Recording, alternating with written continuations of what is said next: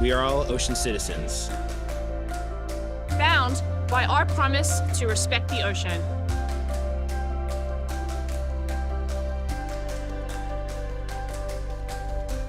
Committed to the idea that together, we have the power to create a positive impact on the places we live and the places we explore. We are a global community of ocean stewards, motivated to protect what is worth saving, so that we can keep exploring, discovering, and experiencing the magic of the underwater world.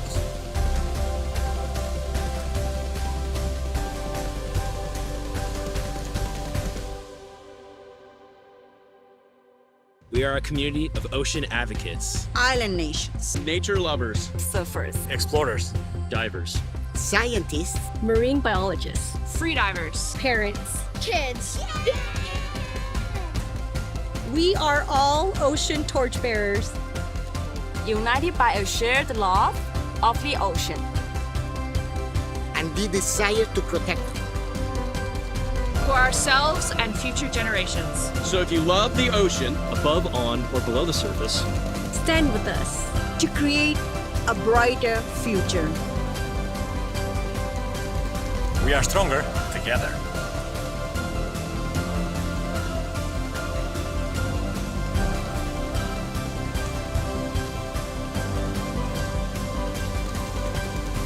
We are torchbearers.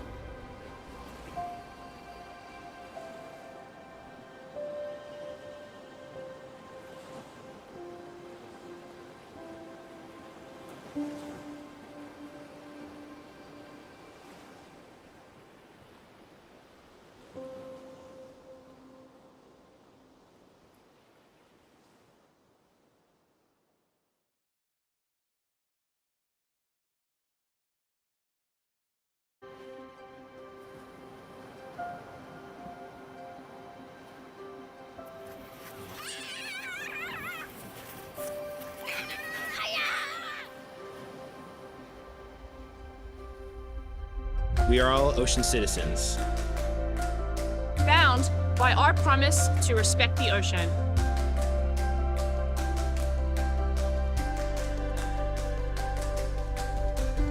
committed to the idea that together, we have the power to create a positive impact on the places we live and the places we explore.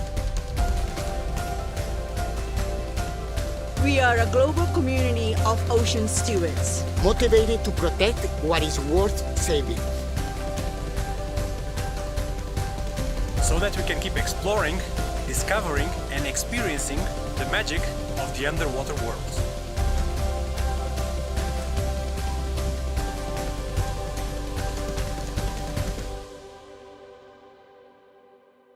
We are a community of ocean advocates, island nations, nature lovers, surfers, explorers, divers, scientists, marine biologists, freedivers, parents, kids. We are all ocean torchbearers, united by a shared love of the ocean and the desire to protect it.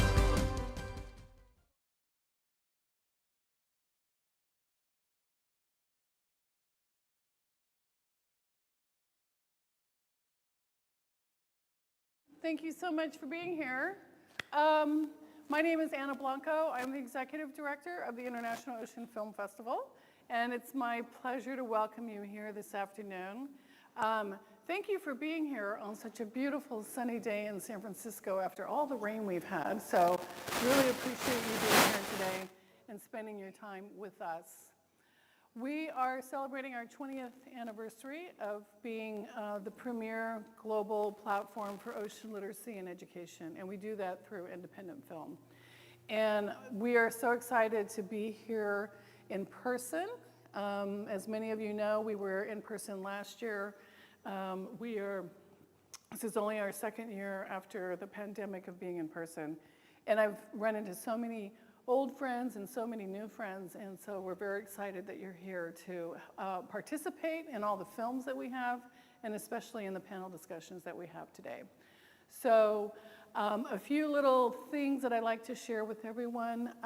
If you haven't heard already, one of our biggest announcements to date is that tonight at dusk, San Francisco City Hall is going to be lit up in blue to celebrate the International Ocean Film Festival. So we're excited about that. Isn't that exciting?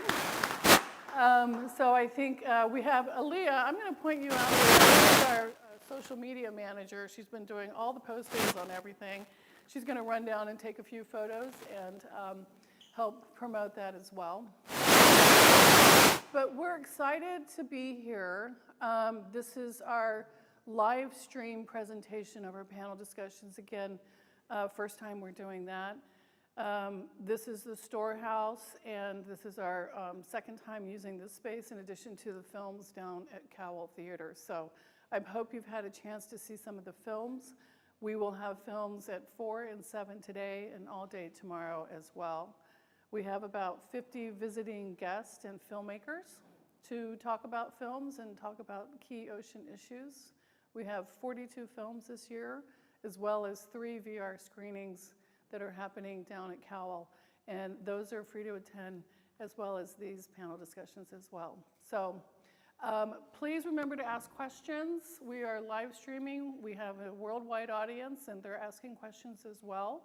This is a great opportunity to talk to some amazing leaders in the industry and have a chance to get your questions answered. And I recognize at least 5 divers in the room, so I expect a lot of questions. Thank you to PADI for sponsoring this program. Thank you to Katie. And to Zach Pavlov, who's here in the front.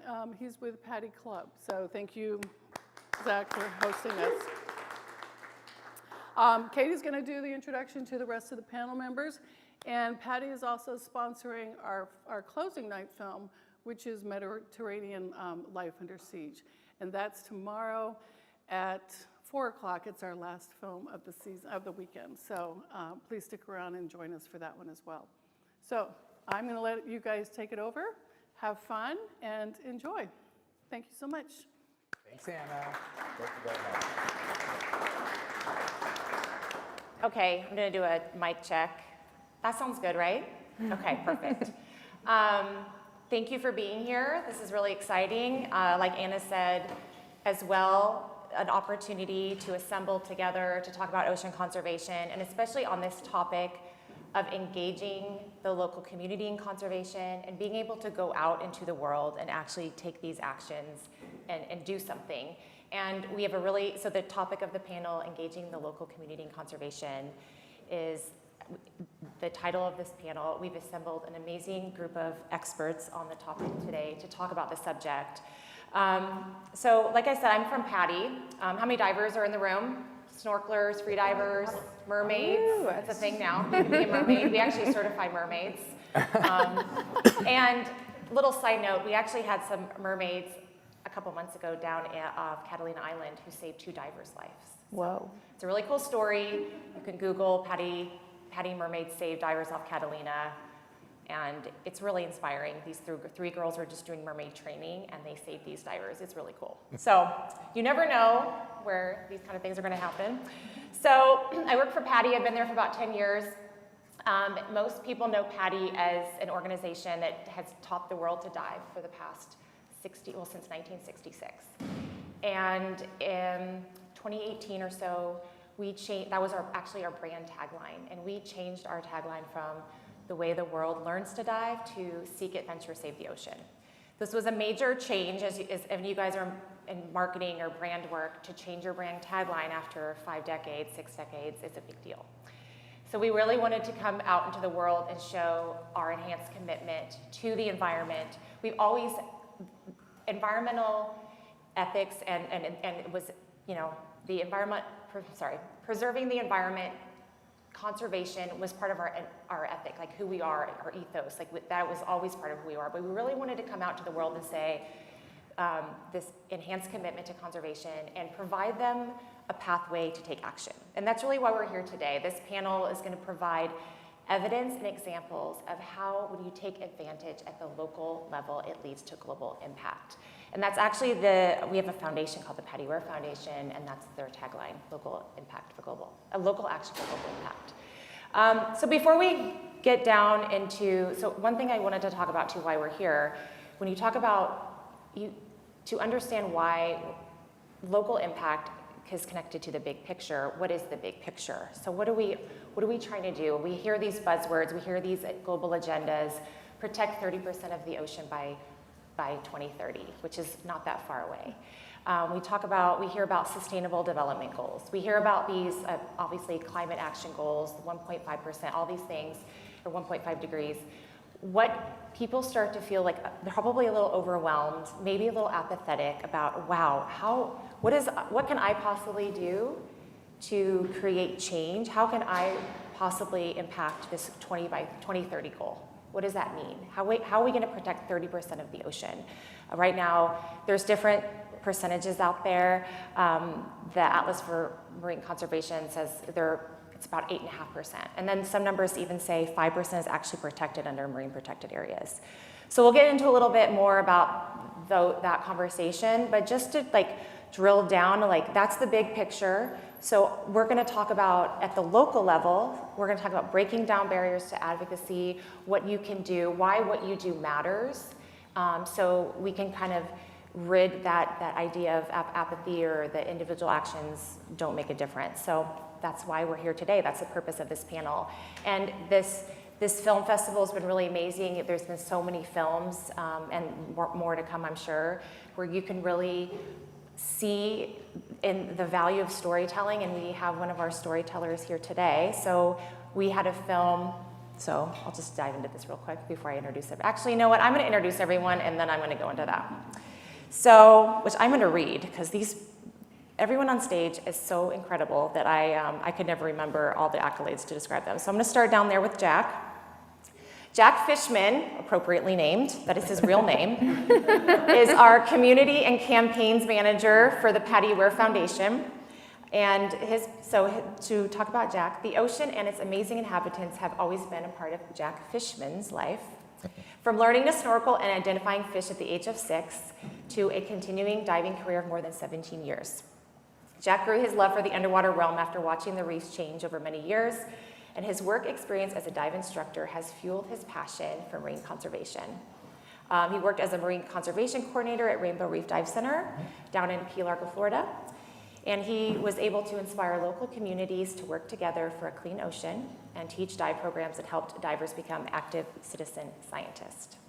As PADI Foundation's Community and Campaigns Manager Officer now, Jack now works with dive leaders on the ground to help them implement conservation programs and helps lead critical campaigns to support the mission for conservation in local communities. Thank you, Jack. Of course.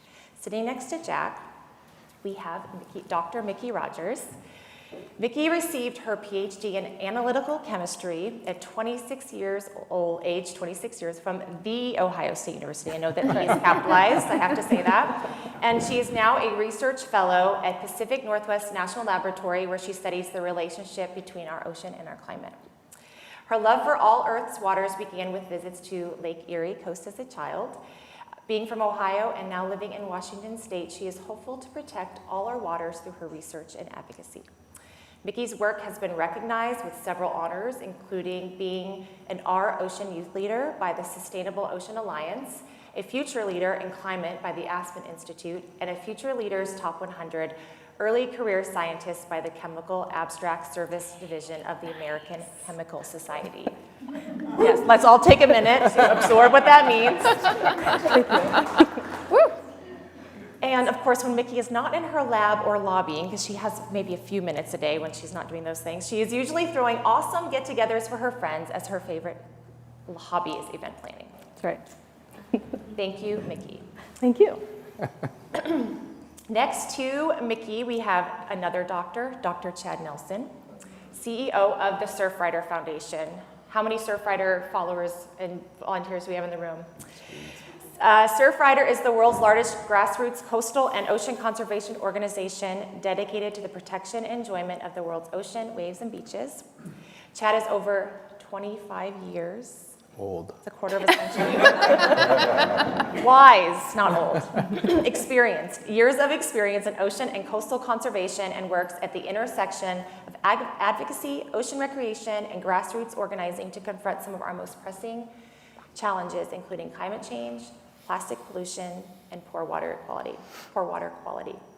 Chad lives in Laguna Beach and enjoys surfing and pretty much all ocean activities, especially with his family. Thank you, Chad, for being here. And next to Chad, we have Whitney Beer-Kerr. Whitney is the director for programming and production at Wild Elements. Whitney's film is what inspired, actually, this panel today. We're going to get more into that. So Whitney is an award-winning producer specializing in science and conservation storytelling. She has a Master of Science degree in Environmental Science and Policy from Johns Hopkins University, where she also studied behavioral change communications. Whitney's work has been featured in National Geographic, Smithsonian Channel, and Hulu, among other platforms. Her latest project, Wild Hope, is an 8-part series that features conservation success stories around the world, and it premieres in June on PBS. Whitney also serves on the board of directors of Hawaii Marine Animal Response, where she previously managed community outreach, education, and volunteer relations. These amazing humans up here with me today. I'm a little intimidated. No, I'm just really excited to be able to bring this panel together and speak to you guys about this topic. So, as I mentioned, when I had this opportunity to organize the panel, I had also the opportunity to watch many of the films. I worked with Anna on which films would be appropriate for like a dive audience or conservation and some of the work that we're doing. And so I saw Whitney's film, and her film's called Seagrass for Sea Change, which played yesterday in yesterday's program. So I don't know if any of you had a chance to see it. We're actually gonna put that on the IOFF website. So if you are live streaming or are here and haven't seen that, we'll make sure that you guys get the opportunity to see that. So watching that film is what inspired me, because there's a great CTA, which we'll get into at the end of the film, which I'll ask Whitney to talk about. But that CTA is what inspired that. So let's just get into that. So can you talk about what the CTA is, what the film is, and what's it about for those that haven't seen the film, and that will kind of inspire our conversation? Sure. So the film is about, well, let me tell you just a little bit about Wild Elements, my company. We're an eco-lifestyle brand and community, like an online community, that's sort of equal parts commerce, content, and impact. And I work on the content side. We launched in 2020 with over $1 million in unrestricted grants to women who lead innovative projects in conservation and sustainability around the world. And my team then had the opportunity to make short documentaries about each of these amazing women and their work. And so one of the films was about Dr. Adriana Vergés. She's based in Sydney, Australia. And her project, one of her many projects, is seagrass restoration in and around Sydney Harbor and Sydney's coastal areas, which is declining at a crazy rate. And it's not only a species, but it's a habitat for a lot of other species. So it's very, very critical to protect. So what was great about her project is that not only is she restoring this super important ecosystem, but she's bringing in all of the local community stakeholders to be a part of this project. So local people who just walk on the beach, are part of it. They collect seagrass shoots and bring them to collection sites. The Gamay Rangers is an indigenous group of people from the local community that patrol the waters and are empowered to care for their ancestral lands and waters. They're a huge part of the program. So it's not just one scientist, it's not just one university that's doing all of this. She's really engaged everybody who loves this ecosystem to help care for it and restore it, which is one of the reasons we loved it. Community conservation, a species that is also a habitat, and it's in Sydney. So it's this great combination of like urban wildlife coexistence, which a lot of people live in cities. We need to find ways to live with nature so that we can thrive, nature can thrive. And so the call to action at the end was inspired by something that Dr. Vergès says in her interview at the end, which is, if we can just find ways to make room for nature, then we can all thrive. And so the ultimate call to action is to support habitat restoration in your community. So what I think is really interesting there, and what the film touches on, is this idea of engaging the indigenous culture, the indigenous population in conservation. And if you follow the 30 by 30 commitments at all, or what they're trying to do, one of the requirements is equitable participation it's full participation of indigenous people, local communities, and artisanal fisheries. And there's the idea that conservation can't be done in a vacuum. It's not a one-sided issue. You have to really engage the entire population on all sides at different levels to really make a difference. So can we talk a little bit more, can you go in a little bit more on how that was achieved with this film, and then maybe even talk about how that's the theme throughout some of the other films that you're working on? Yeah, definitely. So all of our grantees focus on different species. Some of them aren't even involved in wildlife conservation. We have underground hydroponics urban farmers in Liverpool, England. We have black urban farmers in Southside Chicago. So it's conservation and or regenerative living, sustainable living. And they all have different metrics for success, so it's hard to say which one works better than the other, but what they all have in common is that they all engage the local community, whoever that may be, whether that's just people who live in the city or live in the landscape or who enjoy or who are ocean lovers, recreational ocean users, or expert ocean, scientists, marine scientists. And in Dr. Adrana's film, she had the benefit, and a lot of scientists have the benefit now, of learning from past mistakes, of past missteps in previous conservation projects from decades past. In Hawaii, we have a serious problem of people killing monk seals every couple of years. And it's not because they hate monk seals, it's because that historically they've been excluded from the management of a species that they consider to be theirs, that they have ownership over. And so I think it's about bringing people in from day one, having everyone, giving everyone a seat at the table. And because people won't protect something that they don't feel is theirs to protect in the first place. And so if you empower that ownership over these wild animals and wild spaces, I think that's the key to successful conservation. Yeah, totally. Giving that people obviously love their community, and the community, and oftentimes providing the livelihood and taking care of that is critical. Jack, the work that you're doing with the PADI Foundation, there's a lot of social license there that I think it's really important to touch on when I work for PADI.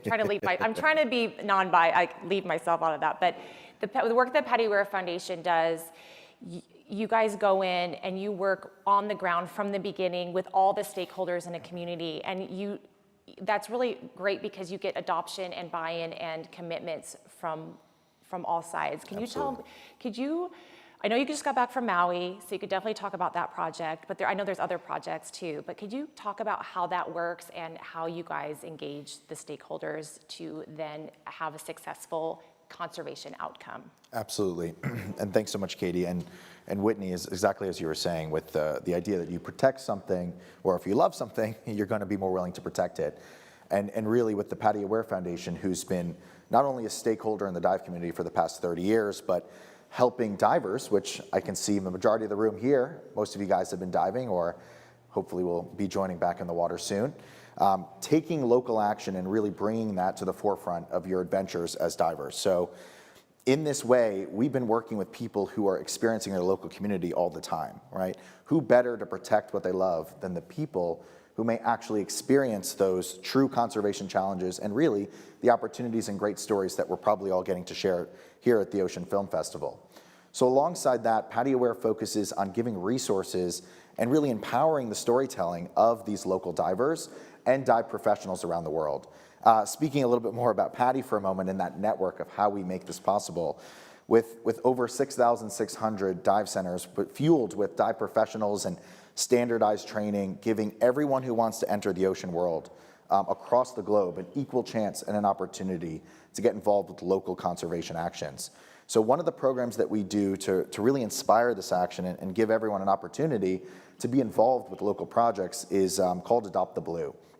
Adopt the Blue actually launched last year, which is really exciting because we're giving dive professionals a chance to put their flag or their torch in the sand, and hopefully the place where there's no coral, for lack of a better word, to give people a marker so that they can truly not just identify where conservation action's needed, but we can actually receive their stories now on a global map that all of you can interact with, along with stakeholders like Surfrider, of course, and universities who may want to better understand where dive professionals may be taking action for the ocean. So before you keep going on that, can you explain, because I think what's really important to understand too is the data collection and the science that is behind all of this. And then they're not just saying, I'm adopting the blue, but what is the technology aspect and the app component and the uploading of the data and the collection of data, and how does that play a role? Right. For those who are divers here, who's here has ever found marine debris or trash on their dives before? Right? For those who are watching, that's a good significant portion of the room. So we at PADI Aware don't just believe the idea that you can go and remove trash. We also, that storytelling component is important. So we've created an app along with PADI where you can basically log your dives, and raise your hands here if you're a diver if you log your dives.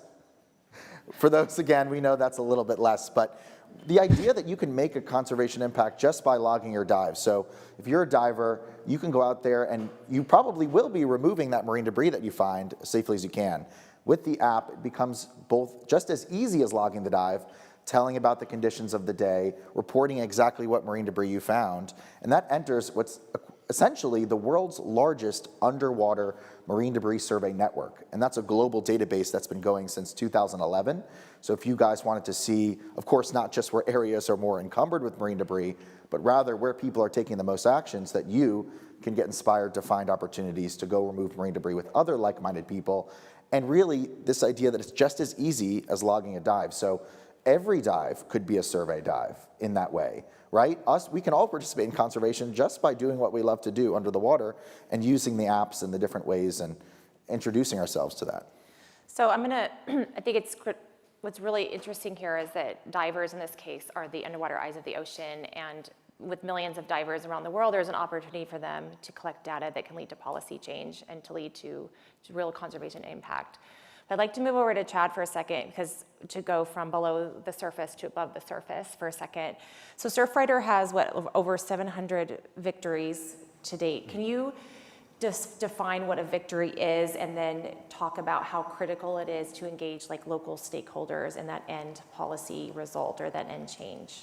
Yeah, sure. So at the Surfrider Foundation, we're a grassroots-based organization too, because we believe that, you know, people in their local communities are the ones that can really make the biggest difference. And we do a lot of local advocacy. So what we do is we set up campaigns. So a campaign example would be, let's ban single-use plastic bags in my community. And we have about 155 active campaigns across our network at any one time. And if you win your campaign, so when you set up a campaign, the outcome is, I want the city council to vote to ban single-use plastic bags. And if that happens, we check that off as a victory. And so, yeah, we're over 800 of those. And in the last decade, we've passed 300 laws and policies to reduce plastic pollution, from straws to foam to bags, balloons more recently. And we do that at the local level. If you get 10 people, raise your hand if you've been to a city council meeting. Yeah, that's impressive. They're not the most exciting thing in the world. You usually spend an hour and a half in the room waiting for your 3 minutes of testimony. But if you show up at a city council meeting with 10 or 15 people, you're a force to be reckoned with. So you can make a huge difference in your local community. And so what we then try to do is scale that up from local communities to the state, ultimately to the federal government. So those victories also, and we have 3 to 5 of those. We have a call every month, and the activists hop on the call, and it's exciting, right? This is like almost like a sporting event. We won, we got this, we got this. And so we're trying to both show that you can make a difference locally, celebrate those wins, and then sort of trade secrets. What did you do at the Hermosa Beach City Council meeting that was effective? And we can spread that across the entire network.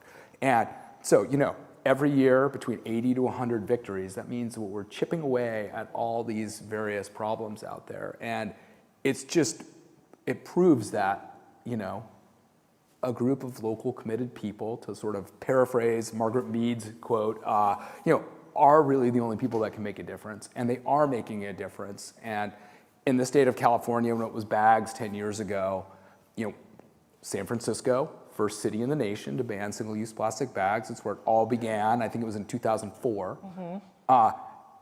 Then it was the city of Manhattan Beach. Then it was the city of Encinitas. All of a sudden, a year later, it was LA County, 5 million people. And pretty soon, the California Grocers Association, who is our opposition, came to us and said, our grocers are going crazy. They can't tell where they can have bags and where they can't. So let's just work together and solve this thing statewide. So then we were able to get the whole state. And so that model of starting locally and scaling up really works. And we see it proven time and time again. We had this discussion the other day about policy. And for some people, policy feeling scary or overwhelming or just misunderstood, really. What you do a lot of policy work. Yep. You and your organization, of course. Can you kind of break down like what really is policy? Like when we talk about conservation and policy, what are we talking about? Yeah, it's a good question because I think also like everyone who's testified at a city council meeting remembers that first time because it's usually terrifying. But we have these sort of ivory towers, right? We have scientists and politicians and us, regular, everyday citizens who love the ocean and love the beach, feel intimidated by that process. And they have a rulemaking process, right? They pass ordinances and it's somewhat technical. Our job is to break that down and make that simple. As we say, remember, they work for us, not the opposite way. And the system is set up to intimidate you.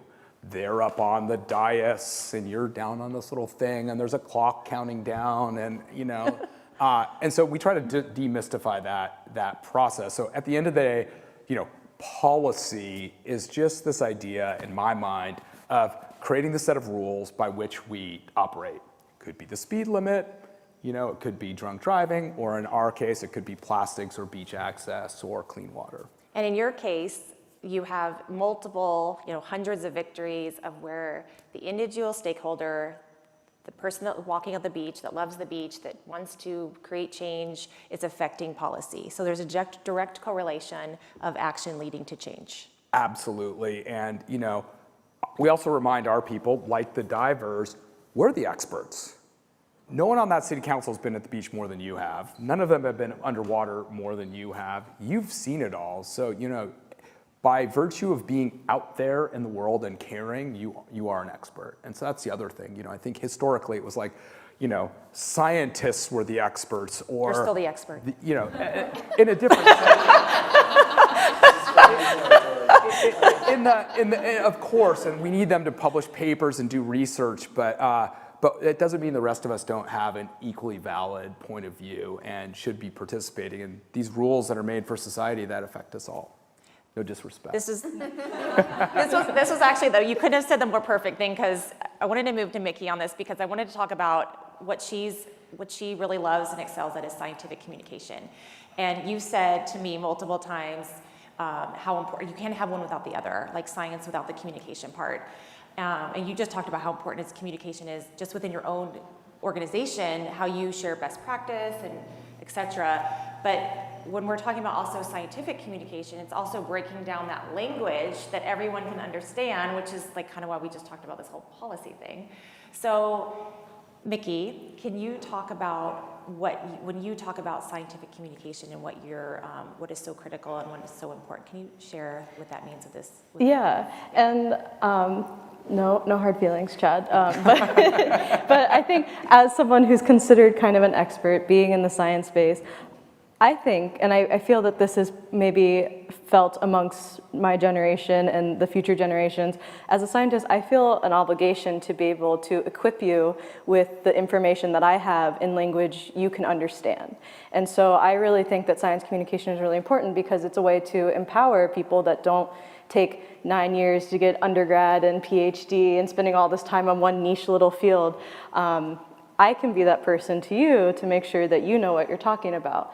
And so in my space, I work at the National Lab in Washington, and so I really try to take what I'm doing. I've only been there a couple months, so I haven't done anything too crazy yet, but I just published a piece about algae in aerosols, and that sounds complex already, but basically I'm thinking about little algal cells floating around in the atmosphere. But I tried to write about this in a way that, you know, anyone could read it. I made my publication open access, which you have to pay to do, which is a wild thing in the science community.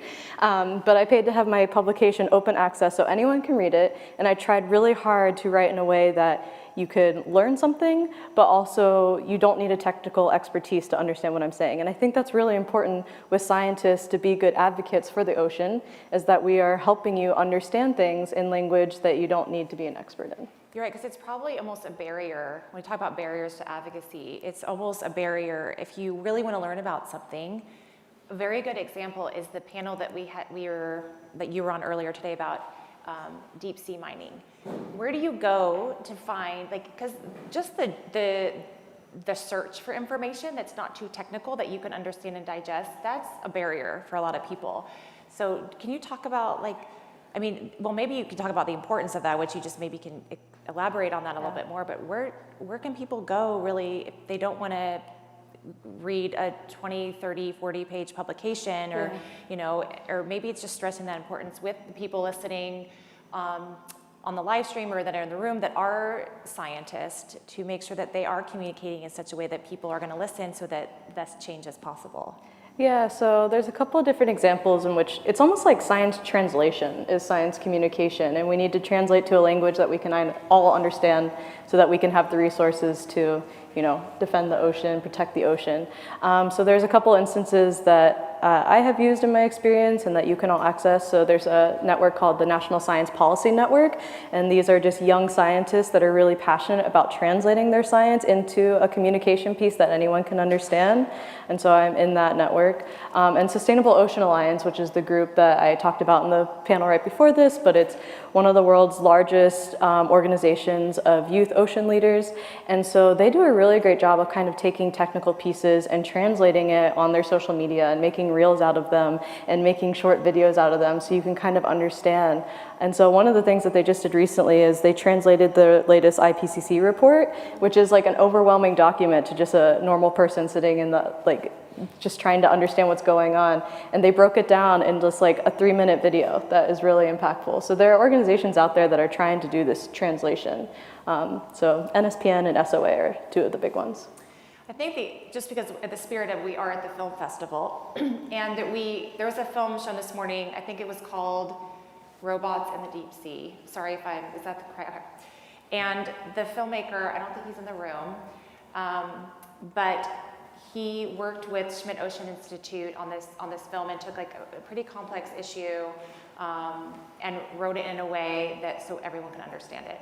So I think coming back to film and storytelling and what you're doing, which is being a storyteller, I think that's obviously, you can see that in so many of the films here this weekend, the importance of telling these stories so that people can understand them. Because you can take like the Deep Rising film for another on deep sea mining topic, and you can present it in a way. So can you talk more about that importance of storytelling and the work that you've done, and maybe even give some examples where it really changed people's attitudes with one of the films that you've been working on or that you've produced?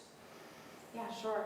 I was thinking earlier that science communication is so important because without it, I mean, it's really like a barrier to inclusivity in conservation, and it makes people feel like they're on the outside and not, those doors aren't open for them. So I'm really happy lately because it feels like eco-entertainment is like in the mainstream now, whereas before it was sort of niche or like, I don't want to watch a documentary about nature unless it's like animals killing each other. Right. Yeah, Shark Week. But now, you know, you have like The Last of Us, which, okay, it's about a killer zombie fungus, but, you know, it's like 10 million viewers in 2 days. Or Don't Look Up, you know, is Netflix's second highest film ever. Avatar, Way of Water, 6th biggest film ever. So, you know, and even at the Oscars, the three of the major films up for best documentary feature were all about nature, The Territory, Fire of Love. I mean, this is a great time for us. Couldn't be happier. When it comes to documentary, it's so important, though, that we not only address the real issues, but flip the script, flip the narrative of the gloom and doom, fear-mongering that is very pervasive and can be very pervasive in news media and in our culture, and try to incorporate stories that prove change is possible, because it's so easy to get overwhelmed with all that's going on in the news, and, you know, wildfires and mudslides and all the atmospheric rivers that you guys have been having in California. And so it's easy to feel like the sky is falling. And but I think we have an opportunity as, you know, in part as science communicators, the filmmaking industry, to provide those stories of hope and give people examples of how you can change the trajectory, and that you can still have success, even with all that seems to be going wrong. I'm so glad that you said that, because I wanted to bring that up today, talking about hope. Like hope and optimism and remaining that way, and especially when you work or in the conservation space or you're really attentive to what's happening, I think it's really hard to stay hopeful sometimes.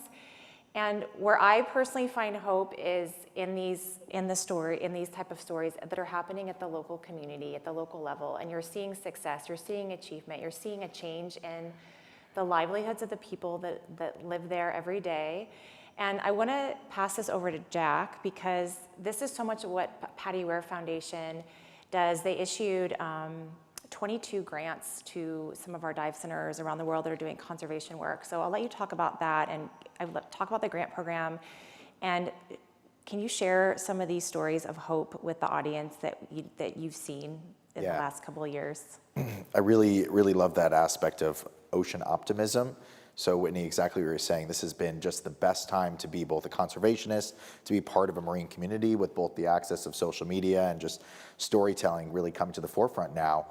And PADI Ware has had a grant program for more than 20 years, but with the help of a great funder and the power of the community, we have increased our grant program to over $1 million over the next 2 to 3 years. And what that's done is we've been able to find some of the most amazing local passionate stories, because again, we talked about like the people who are on the ground, the people who stay in their communities are the ones who know it best. And this past year we funded a number of grantees from all over the world. I will talk about some of them, but one in particular that's actually one of my favorites, which you probably didn't expect, Katie, is called the Seahorse Project in Malta. So a small island off the coast of the Mediterranean area. This is a passionate scientist who works with surveying one particular species of local seahorse in an area of seagrass that's about 10 kilometers squared, so relatively small. But they are so unbelievably passionate about finding these seahorses and preserving them as a species, also to keep track of the critical habitats like seagrass. So what that's doing is their passion has lent itself to scientific research for an individual species in a vulnerable habitat, with divers coming together to protect them.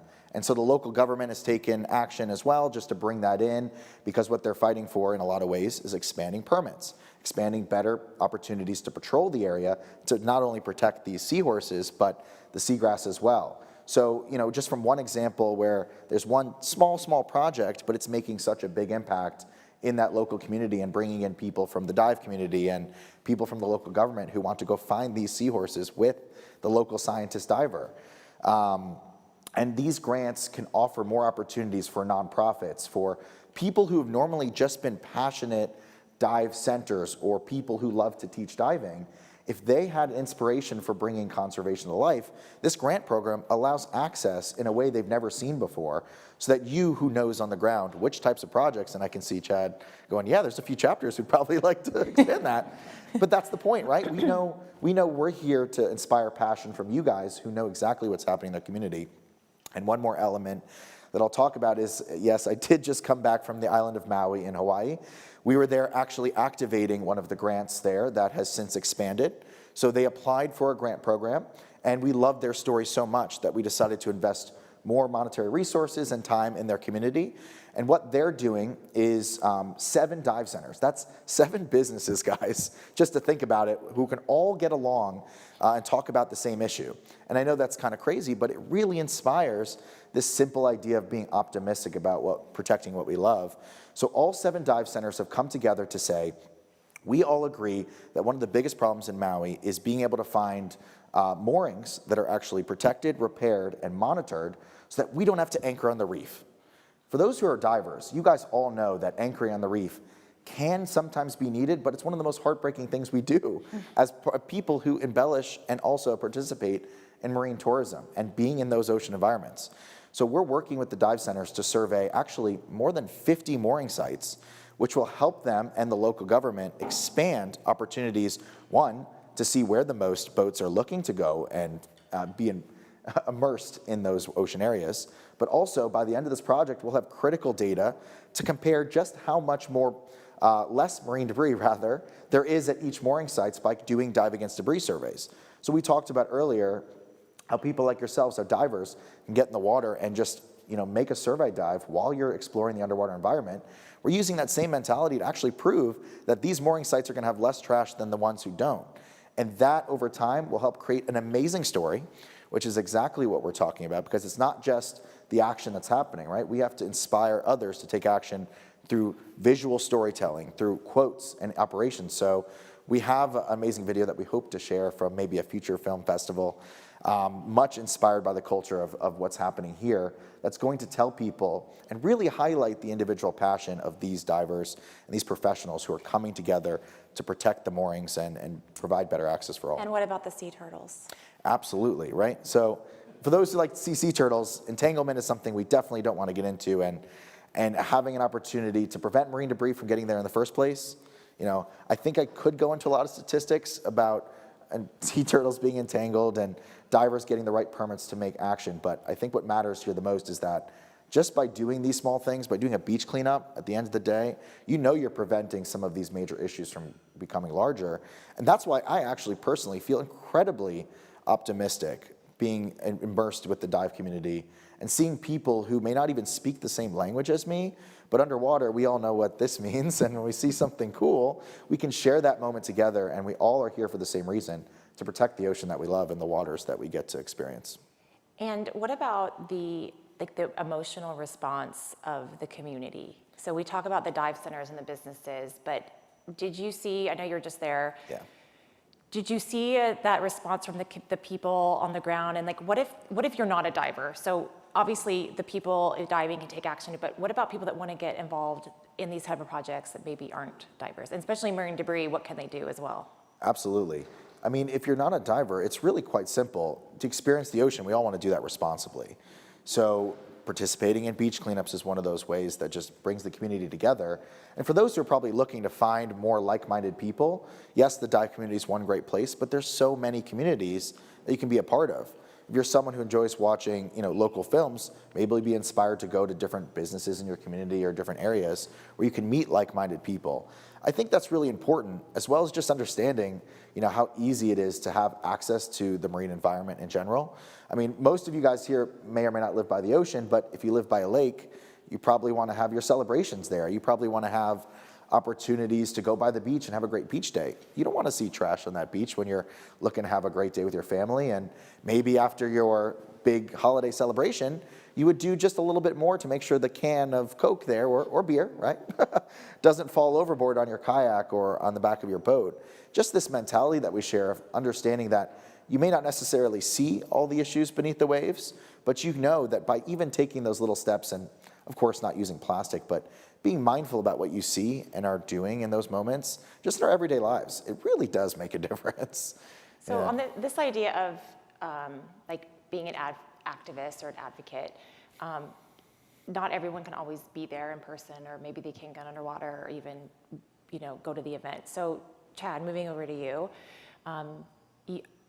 I get all the Surfrider emails. You guys are very active on direct communications on social media, but how would you say, like, for people that don't necessarily how important is it, for example, to sign a petition or give your support to an organization like Surfrider, even as a donation member? Like, can you talk about, because I think some people get also like, does my either my monthly donation or my annual membership, or how does that translate in the end? Like, does it really matter that I'm giving you $100? Like, where does that $100 go? It really does matter.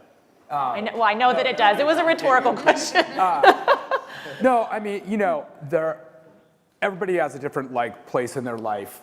Some people have time and are motivated and they want to go sit at the Tuesday night city council meeting and do that. That's a high bar to set. But at the end of the day, another reason why local community organizing matters.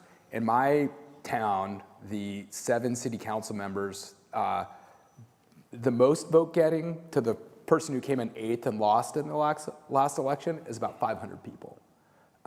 And they know that. So there's power in numbers. Yeah. When they're calculating decisions, oftentimes most elected officials are thinking, is this going to help me win re-election, or is this going to cost me my next election? And so the 15 people in the room that are advocating for the issue are only as powerful as the hundreds or thousands of people that are behind them. So if you're a member, if you tweet at them, if you sign one of those petitions, those all become indicators for the power that sits behind the advocacy. So it does matter. When we write a comment letter, we say we have X number of members in your community or your state to make this point that if you make the wrong decision, when election time comes, those 500 people might not be voting for you. They might be voting for somebody else. So your job's over. So joining as a member, and then the resources, the money, the scientists and the policy experts and the staff at Surfrider, we're translating the bills and the complexity of the decision-making system. The more you spend time in DC, the more you realize there's subcommittees and there's this and the old cartoon, I'm old enough to remember, I'm just a bill. That's a good one. That process is complicated, but we have experts that can solve that. And so the way I like to think of it is if you can't show up at the city council meeting, if you send in your $25, which is like an hour of somebody's time, you're empowering that person who's going up there with the expertise. And we also have a really potent legal team. And so if things really go sideways, we like to walk softly and carry the big stick. We can also use that, And so in Maui, the wastewater treatment system in Maui was dumping partially treated sewage into the reefs. It was coming out through the reefs. We tried to advocate to change that. They didn't want to do it, so we sued them. We took that all the way to the Supreme Court and won. And they are now upgrading their treatment system, so the reefs are going to be healthier for those divers and those moorings. Nice. That wouldn't be possible without your $100.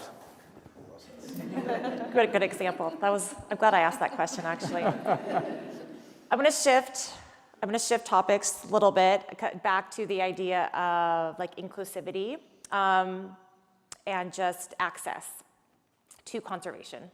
And one of the key groups that's a major topic is engaging the youth and the younger generations in conservation. And Mickey, we've talked about your scientific career and the things you're doing there, but we haven't mentioned as much about the other reason why you're here is because you work with sustainable Sustainable Alliance. Ocean Alliance. Can you, for the people that aren't familiar with them, can you talk about who they are, what they do, and how they engage global youth leaders or people that want to get involved in conservation?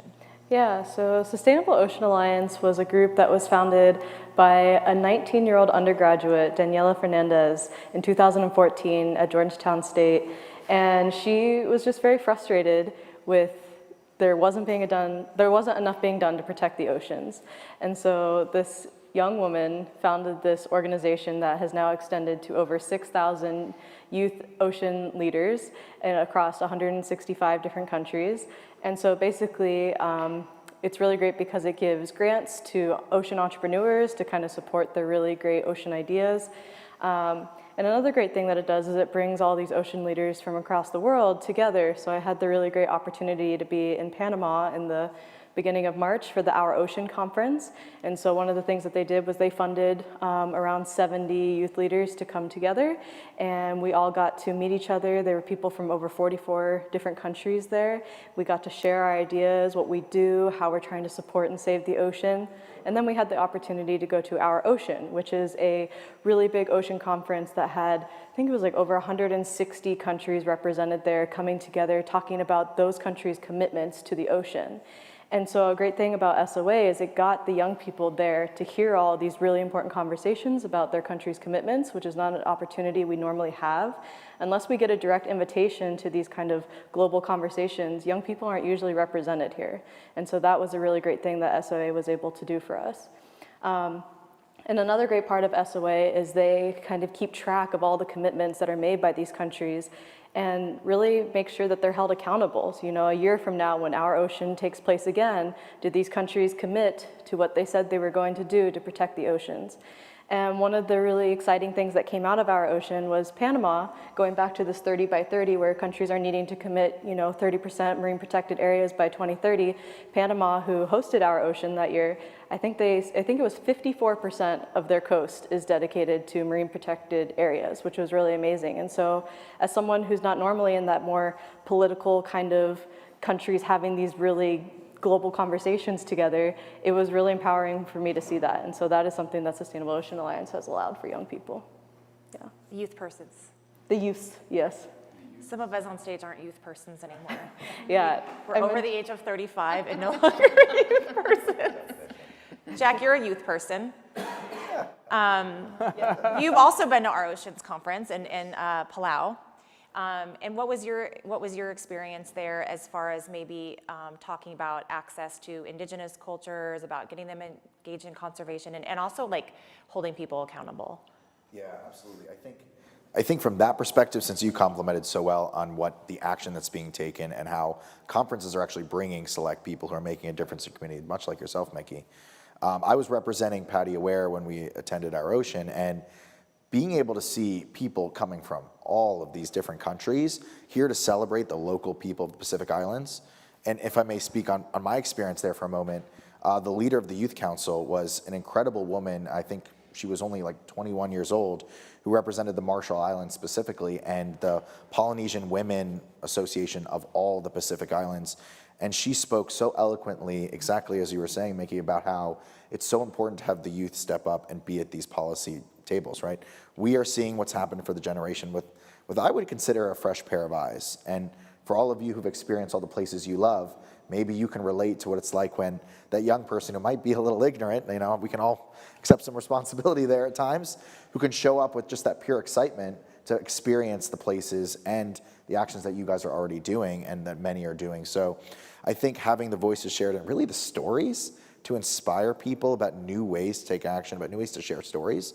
For the podcast that I experienced that they were doing was just sharing local indigenous people's stories in a way that most people never get a chance to hear what it was like growing up in the Marshall Islands. I personally learned a ton. In fact, not only do I want to go back to Palau, which I recommend it, but I would love to spend time with these people who grew up fishing, but now go out there and remove marine debris, right? These are the stories of ancestors who've constantly been, subsistence fishing and different types of fishing that would be considered familial, and for generations they've been doing this, but now you have a new generation that can connect with people all over the world, and now they're convincing their parents and their grandparents to, continue, of course, what their tradition is, but maybe they'll take up a piece of trash this time, and maybe this time they'll understand how to recycle it better. And these are the types of stories that continue what we love to see as traditional methods, but are now bringing in a new age of action where it's so easy to get involved.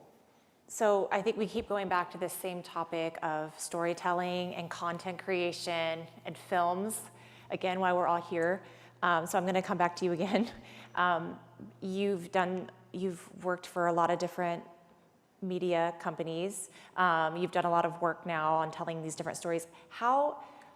Is there a barrier? Like, how do we make sure these stories get told? Like, I know you just created an 8-part series about women in conservation. There was those people probably had to apply as a grant. But how do we make sure that these stories get told? Yeah, it's really hard because a lot of it all comes down to money and who's willing to finance those films or those series about those topics.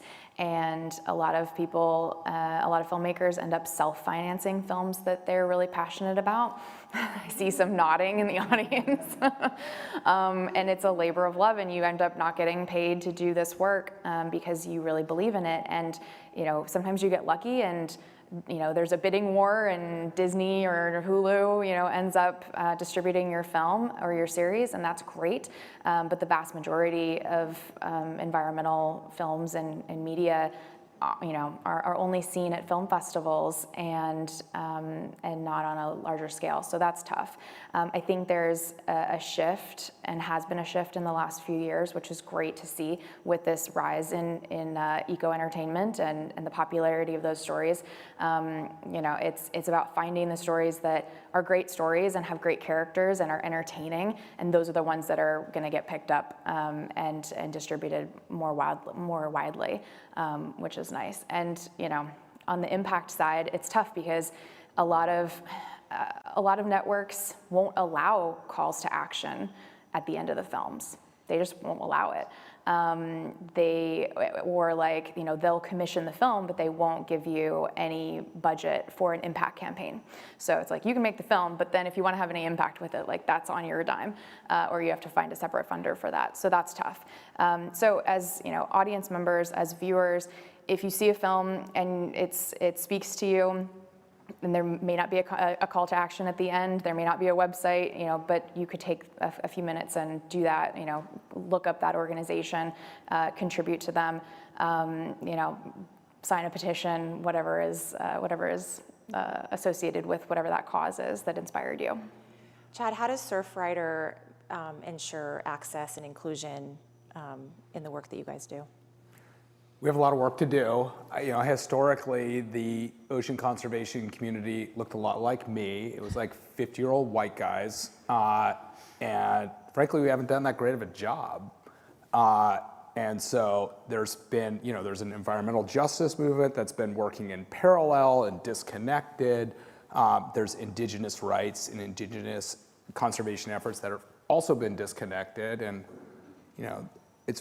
I think it's pretty safe to say that indigenous communities have done a better job of managing our planet than we have. I've got a guy on my board of directors, Cliff Capono, who's a surfer and a scientist and a native Hawaiian. And when you talk to him, he's like, my knowledge goes back 60 generations. And that's mind-blowing to me. Yeah. I'm trying to figure out who my great-grandparents are.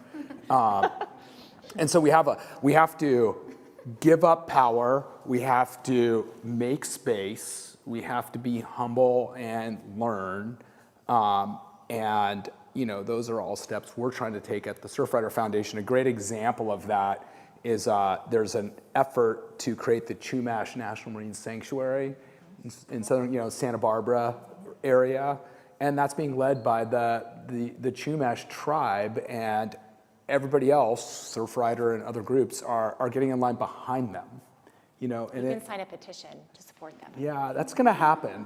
I really think it's it's going to happen, and it's important. And so instead of in the past, these big important ivory tower environmental organizations coming up with a plan, and then at the last minute saying, "Oh, we better include the local indigenous community," which is what has happened for decades, and it was kind of this performative add-on to check the box. Yeah. that's being flipped on its head. I think California's starting to learn that with fire management too, not my issue, but there are people out there who know better than we do, and we gotta ensure that we create that opportunity for that. So, and I think that's exciting. I mean, the youth movement is incredibly motivating. We need to get out of the way and let them lead too. And so I think these are the ways, you know, and it's hard, you gotta change habits, and there's still a bunch of, you know, power-hungry, egotistic white dudes at the top of a lot of these things, and we got to push them aside too. This came up in the last panel talking about deep sea mining. I don't want to get too deep in the topic, and I might even let you talk about it because you were there, about listening to the indigenous voice and giving them a voice, and also the power to influence the decision making on that. And I thought that was very interesting, and I really was happy to hear that. I don't know how impactful that will be at the end of the day, but I hope it does carry great weight. You can speak on that, but I would also wanted to ask you, Mickey, about, you were telling me the other day about SOA creating a chapter, I think near Canada or with that part of Canada. Can you talk about that? Yeah, so I guess, well, I know, two-part. You can pick which question you want to answer. I'll speak to the Indigenous question first. So kind of like youth voice isn't invited to these spaces. Going back to specifically deep sea mining, there kind of needs to be an invitation for stakeholders to be at these really important meetings that are impacting, you know, Indigenous people's way of living. They're dependent on the water. They've based their lives on being on these coasts. And so without a direct invitation from someone that has some sort of power already within the ISA, the International Seabed Authority, those voices just won't really be heard. And so I think it's really important to just make sure to invite minority voices to the different conversations. And then going back to SOA, kind of, so after I was in Our Ocean at SOA and I met this great community of all these ocean leaders around the world, I got really inspired and I wanted to do more. And I feel like I'm someone who I kind of do a lot, but I wanted to do even more. And so right now we're getting started kind of making a SOA hub for the Pacific Northwest. So I just moved to Washington in October, and I'm trying to embrace what it means to be a Pacific Northwesterner. So to do that, I thought what a great way would be by making an SOA hub for the Pacific Northwest, and it'll connect to Canada, and so there won't be a divide between countries there. It'll extend all the way up to, you know, British Columbia, and so that's kind of one of the important things about SOA is bringing youth from everywhere together. Since I want to be conscious of time, I want to make sure that each of you has an opportunity to kind of give a closing argument, but more or less just give some specific calls to action to people that are listening on what they can do. So 1, 2, 3 things that, you know, we talk about breaking down the barriers to advocacy, like how you can get engaged, the importance of that. So what, Mickey, I'd love to start with you. Yeah. What would you suggest? Yeah, so there are a couple of things. I'm going to be speaking kind of to a youth perspective, I guess. So looking into SOA, Sustainable Ocean Alliance, is a great opportunity. And then something that I just recently learned about from the Ocean Project, they're offering a 4-week ocean advocacy training. And so this is a way that you can have kind of this professional experience and feeling empowered to speak to ocean action. And so there are opportunities for people to connect to the ocean in like a professional certificate kind of way. It helps young people get stuff on their CV and helps you in the field. So those are my 2 Who's ways. doing that again? The Ocean Project. Cool. That's very cool. Yeah. And Jack, what about you? What would you Sure. say as a youth person? From the PADI Weir Foundation, from the diver voice. It's true. Well, for those of you who are divers, hopefully you've learned and been inspired by everyone today, but simply going out on a dive and using some of the technology we have available, like the apps where you can log your marine debris with the PADI Aware app, just one little thing you can do on your already exciting adventure is going to help make a difference over time. And of course, those who aren't can become divers, get to be a part of this community, and of course more. It's pretty cool. Outside of that, of course, actually speaking to all the nonprofit world here, both from a youth and every perspective, is donating. Learning that your dollar can really make a difference over time, whether it's grassroots initiatives so that small groups can come together, make an impact, or helping sue the island of Maui so we can actually make a difference there in the community over time. that your dollar really makes a difference, and finding faith in donating to an organization that you trust, it's a really impactful thing you can do. And then the last thing is just supporting your local community. You know, with the PADI perspective, we are really excited that we're starting to do more alternate livelihood work, giving people who already know the communities they love or have been doing traditional practices for generations. We can standardize the way that they come into the ocean in a responsible way, both by making them a diver in the first place, someone who may have been a traditional fisher for most of their life or their generation, now turning them into a standardized dive professional through PADI, that they can do conservation practices that are proven and help interact their community and, of course, benefit their local economy. These are just little things, but big, big impact ways we can change communities for the better and hearts and minds. And just stay positive, guys. There's a lot of great people out there looking to make a difference. Dr. Chad Nelson. Yeah, it's really easy. Join the Surfrider Foundation. We'll spoon feed you the policy. We'll tell you good stories. It's $5 a year. That's like one cup of coffee at that coffee place out there. And then it's almost less about the money. It's more about the power in numbers. You know, we want to be, I hate even the comparison, but, you know, we want to be the NRA for the ocean. We need millions of people out there so that everyone's afraid not to conserve the ocean.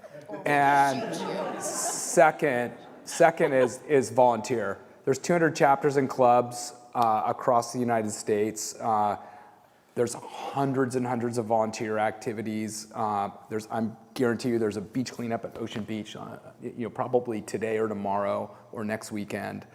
If you go to surfrider.org, you can do all those things. Whitney?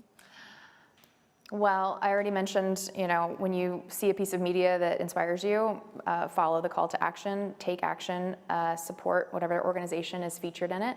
I'm an elder millennial, so I'm just old enough to roll my eyes at the word influencer, but it's not a bad concept, and everyone can influence the people who are in your sphere, whether that's your Twitter followers or just your friends at work or whatever. But share your love for the ocean, share your love for the natural environment. Bring somebody, you know, try to get somebody to come scuba diving with you. She's gonna trying to convince her. Because, you know, the more people who care about those things, the more people will want to save it. And finally, you know, you can support this film and the series that it's part of. Wild Innovators is up for a Webby Award right now. You can vote for the People's Choice Award if you go to my Instagram, Whitney BK. The link's in my Instagram. So I'm just gonna add a few of my own. I would like definitely to plug the International Ocean Film Festival because it's been such an eye-opening experience. It's actually my first time here. I've been partners with the film festival with Anna for a couple of years, but this is actually our first time being here, and for me, being able to watch these films. And it really is so life-changing. It was just a reminder of how I just have seen so many cool stories that have literally brought me to tears over the past few days. Stuff I had, this story about Cuba and not being able to surf in Cuba, or they're trying to get it recognized as a sport, things that you just take for granted on the everyday basis. Like, I can go surf at my local beach any day I want. I can do whatever I want. It's just, that just held so much power and sway with me. And I guess what I'm saying is that if you are a storyteller or you have a story to tell, you definitely should get it out there. And if you're listening, if you're not in this room and you're listening on the live stream, I just urge you to, if you follow this festival or follow other film festivals, whatever topic that you're into, because I think that's a way to really be exposed to other topics that you might not think about or being exposed to. We've had all kinds of interesting topics over the past 2 days here, so I can just only imagine any film festival for multiple days, but I just think this is a great festival and just want to give Anna a little love back there. And then I was gonna say, because I work for PADI, I just wanted to share that you can we just launched in time for this festival, our Save the Ocean pledge. And really what you're doing, you're just showing your commitment for the ocean by taking the pledge at padi.com/save the ocean. But really you're joining the community. We're saying we're creating the largest community creating ocean change in the world. Our mission, I talk about our tagline, but our mission, our brand mission, when we change that too, is create 1 billion torchbearers to explore and protect the ocean.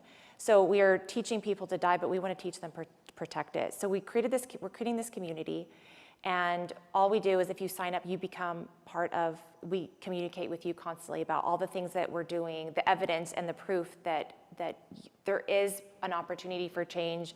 You can get under the water, and this is for everyone. So this is not just people that are diving. And I just wanted to stress too that if you want to get engaged with a brand, like with PADI, for example, you don't have to be a diver. We're trying to give a pathway. We have partners like hopefully with Surfrider here soon, where we would work together on perhaps a blue carbon initiative, where we're getting people in the water or on the coast to protect habitats. And it's going to take all of us working together. So my advice here is that if you have an opportunity to partner with someone as a brand, as a nonprofit, that idea of like defragging the industry, of working together, it's really the only way we're going to make change, by working together. So the old mentality of like, you know, trying to like grab either a nonprofit, like grabbing dollars, it's still very competitive, it's very difficult, but I think there is a way that we can really work together to make a difference. And I just think there's a solution, and you said this the other day, which I love, there's a solution for everything. It doesn't mean it's going to be easy, but the solutions are out there, and I think if we work together, we can do that. And I just wanted to I open up for questions. I know we have a little bit of time. I really am so thankful for you guys for taking the time to be here to talk about this topic. So on that note, does anyone have any questions, or is there any from the audience online that they wanted to ask us or them? Zach? Yes. So science is absolutely necessary in painting the real picture of what's going on in our environments, and I really appreciate the way, Nikki, you described the way you made this paper that you've recently written public, and tried to write it in a way that people like me can understand without a traditional, education in what you're studying every day, researching every day. But science by nature should be empirical. It should be a little bit cold in nature because it has to be. How hard is that for you when you attend these conferences, when you're talking to the lay person? How hard is it for you to describe what's going on in algae aerosols to somebody who doesn't understand that, but needs to understand the impact of it? Yeah, that's a really good question. And I guess I didn't realize it until this panel, but I feel like I am a version of a storyteller too. So I feel like I've just really made it a priority as a scientist to be able to kind of just walk people through the story of algae in the air, which is such an abstract thing. But I will say that, a lot of scientists might not prioritize being good communicators as well. And so that is kind of, a barrier between us all being able to kind of speak the same language for the ocean, being able to use science to protect the ocean. So I think it's something that's still being worked on. And that's why there's actually a kind of a growing field of science policy, because it's basically training people to translate science. And so there's a lot of really great science policy fellowships that are out there. And I think that is something that is really helping the next generation, the next wave of scientists to be able to communicate better. But I will agree that science can be dry, it can be a little cold, but I think as scientists, I think it's a bit of our responsibility. We're using the taxpayers' dollars to do this research. We kind of owe them a little warmer tale of what we're doing. Great answer. And a follow-up for Whitney. So because of that, because science has to be that way, but we can also tell stories about it, how important is it for you as a filmmaker to roll an emotion into the story you're telling, no matter if it's an 8-part series or if it's a short film? Why is it valuable to get an emotive response from somebody? That's a good question. I think it's the way that you touch people. Like if you don't move somebody emotionally, then like who cares? You know, people come across so much information on a regular basis. We're inundated, right? Like doom scrolling on Instagram or like Facebook, or the TV's on, or billboards, or like there's so much coming at us that unless something like really touches your heart and stops you in your tracks for a second and maybe brings tears to your eyes, you're not going to remember it. You know, I think humor works that way too. So I either try to make people laugh or cry, and if I'm doing one or the other, I feel like I'm having a success. But you know, if you really want people to take action, they need to be moved emotionally to do that. The lady in the yellow. I don't want to discourage new storytelling, but I know all 5 of you have a story that moved you to what you're doing today. I mean, for me, it was seeing Earth from space and seeing the blue planet, because that's my age. You know, that's what got me psyched about the ocean. So, what story was it that really moved you into where you are today? And do you think it is still a good story that people should be hearing? Oh, wait, can I go first? That's such a good question. That is such a good question. Yes, of course you can. The Giving Tree. Oh, the book.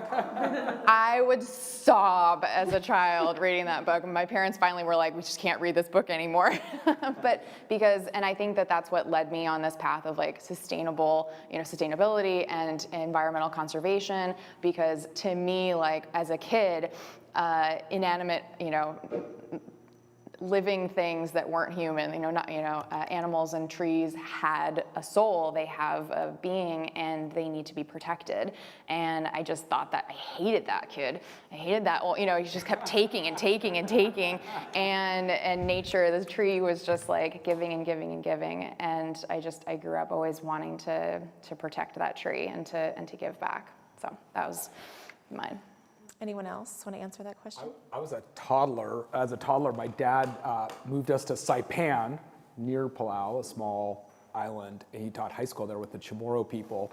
So I learned to swim and scuba dive or snorkel, not scuba dive. He was scuba diving as a toddler with this incredible indigenous community that was at one with the water. And so for me, I was like, I want to be like that. And so that triggered my love for the ocean. Watching Southern California sort of be destroyed by coastal development is what motivated me to become a conservationist. So it was less a story, but the experience. Experience, yeah. I was like travel. experiencing all this stuff. I was lucky before I knew what a story was. And probably being exposed to indigenous cultures and like the value, their wisdom there, right? Just they were at one with the water or the ocean. That was motivating.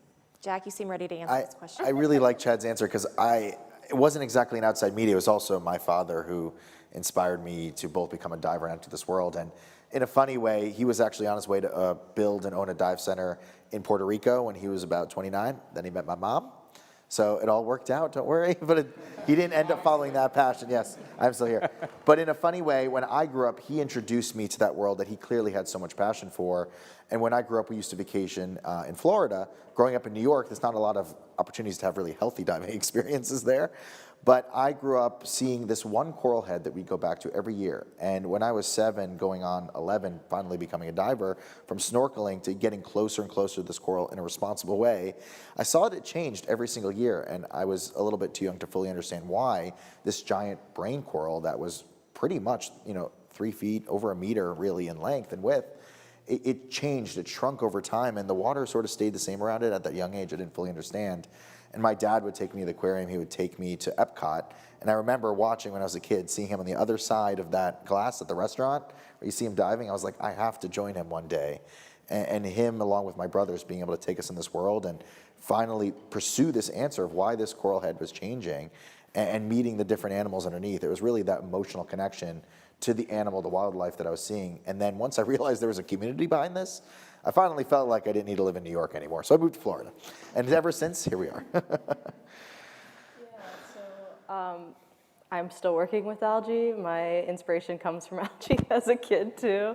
I wasn't an ocean person when I was younger, but I grew up visiting my grandma on the Lake Erie coast, and just the seasonality of the algal blooms. Oh, the water's like really pretty right now. Oh, the water's really green and gross right now. Why are there so many dead fish in the water? Just kind of thinking about harmful algal blooms kind of got me in the space, and then in grad school I studied algae more, and then I realized, oh, algae is like the fundamental source of food for like everything in the water. This is really important. So I'm just an algal gal.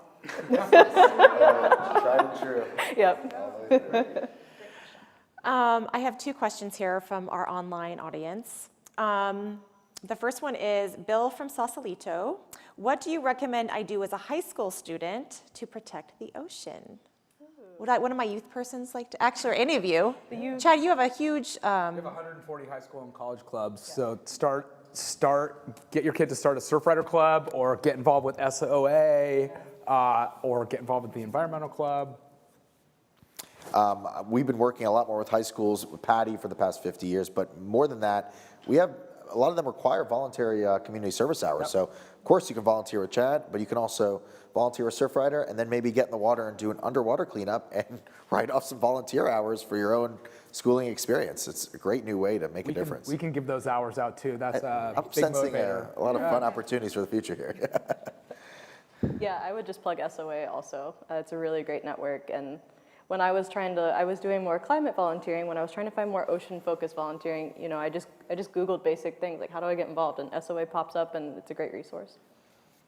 Yeah, I was gonna say, we have a couple young, the kids of the parents at PADI, just amazing children. Like I think she's 11, Dave's daughter. Oh yeah. She just really took it up on herself she just started making little videos and posting them online. She got invited to all these conferences for fighting straw. It started as fighting plastic. So I think it's just finding a story, going back to story, what are you really passionate about? So Bill, like what are you really passionate about? What do you want to protect? I think at the end of the day, it's like, what do you want to protect? What do you care about? Are you a surfer? Are you a diver? Do you love whales out here? I would just say, look around in your local community. Again, the theme of this panel is local community engagement. So really it's like taking the time, how can you get in, there's so many opportunities to get involved in your local community. There's no way that anyone lives in somewhere there's no opportunity. It's just not, it's just not a thing. So there's so many nonprofits in the world that like that's what they do. Those people are organized, those people get together because they love something and they're passionate about something. And I promise, Bill, whatever you love, you can find someone in this community, wherever you are in Sausalito, that get involved with the International Ocean Film Festival. Yeah. Okay, the next question is Sandra, I think it's Sandra from San Diego. I think it's, is it Sandra? Okay. How do I join PADI Club, and what do I get as a member? Yeah, I'd like to invite our guest sponsor up here, Zach. Zach runs PADI Club, and I just think it would be best if you come up here. Come on, just get right Come up here. To the front. Right here. Right here. Right in the Just middle. speak to PADI Just Club. have a seat. There you go. So, Welcome, Zach. PADI Club is guest speaker. Just blocking you guys from the camera. It's okay. So I've been running PADI Club for about a year and 4 months, and we are the largest network of scuba divers in the world in regard to communities finding each other and finding dive spots to join in on the fun. If you're a PADI Club member, a portion of your donation goes to the PADI Wear Foundation. So you're automatically an ocean torchbearer, which is super exciting. We do trips, we have these wonderful events, partnerships with the International Ocean Film Festival. We have panels and speakers like this every single month called our speaker series or our filmmaker series, when we do have filmmakers from Anna's relationships here at IOFF. And it's really easy to join. You go to PADI.com/join-PADI50. If that link has changed, I'm really sorry. We're going through this whole new user experience overhaul. And go to PADI.com/PADI Club, and you can join. It's $50 a year, and the value you get out of it is tremendously higher than that. So thank you, Anna, for planting that question. Thank you for inviting me over here. You're welcome. You're welcome. Thanks, Zach. Great job, buddy. Is there any final questions? Yes, gentleman in the front. It's not a question. I actually just want to say thank you.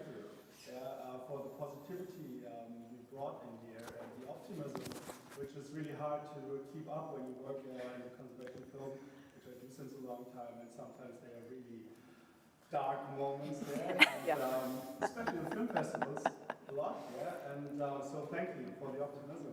Let's go out there. Thank you. Thank you for the compliment. Thank you. That was kind of a goal of ours. So we have to go out there. We have to be hopeful and optimistic because, and I think Anna said this.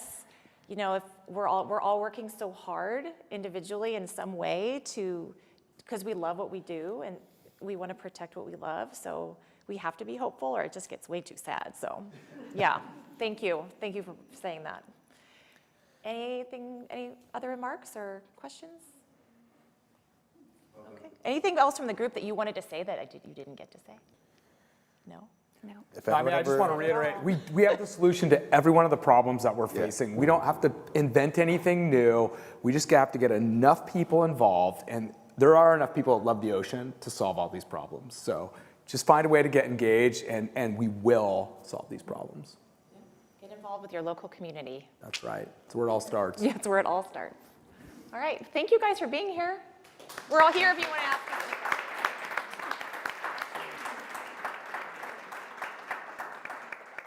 Great job. That went good.